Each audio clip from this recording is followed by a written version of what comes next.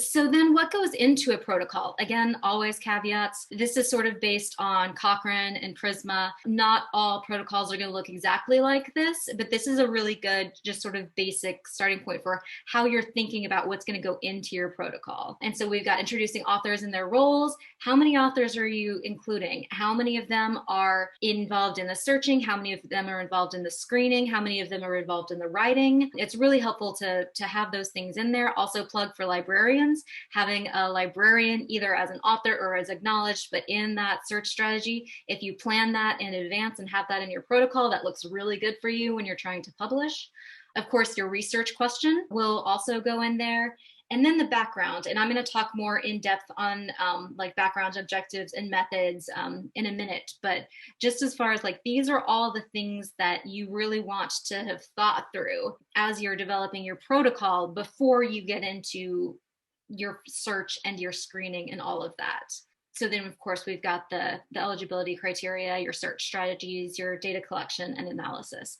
So we'll go into that a little bit more. The background is, think about it as far as putting your review in context. And some of these I've seen can be really lengthy. You're taking a look at the state of the current literature. What are the seminal or landmark papers, right? So you're placing your research within the broader research on, a broader topic.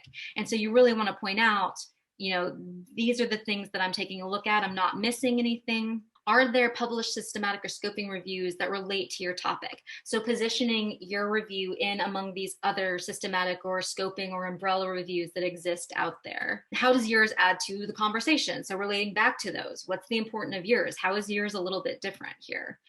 And then describing the population problem or condition and identifying interventions. So think of this as a draft of the introduction to your systematic review paper that you'll ultimately put together. This should give you a lot of that and build a lot of that introductory material so that you can sort of pull that in and flesh it out when you need to, when you're doing that final report.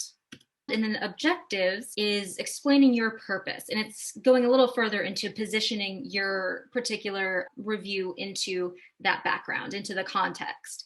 And so what do you hope to accomplish with this review? And you may not know exactly the results that you're going to come up with, but talk about what you're hoping your results will be, right?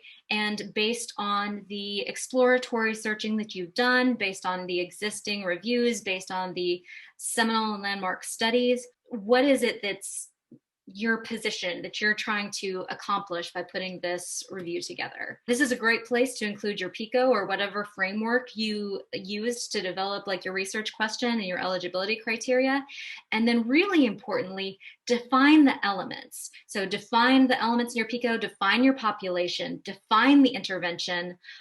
That's telling your readers, telling your reviewers why you're choosing the eligibility criteria you are, or why you're examining the data the way that you're examining it. So that, again, like defending those decisions that you're making, right? It's like, I've already defined high school as public high schools that are 9th through 12th grade and not including charter schools, right? So I've got that definition. So when I put those eligibility criteria together, I can say, this is why, because I've defined it this way. And then you always want to think about why, right? So why are you defining it this way? Because this seminal study is looking at this, and or this policy is only related to public schools as opposed to charter schools. And so that's why I'm only looking at public schools, because I'm really focused on this policy. All of those kinds of things you'll want to really think through and define. And you may have those in your head, but your readers won't necessarily know that this is how you're defining something unless you put it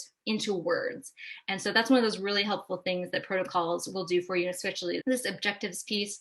And so not only for those, PICO elements, but also for any other important concepts that you're relying on or that will inform your eligibility criteria, I always go for more rather than fewer of those definitions included.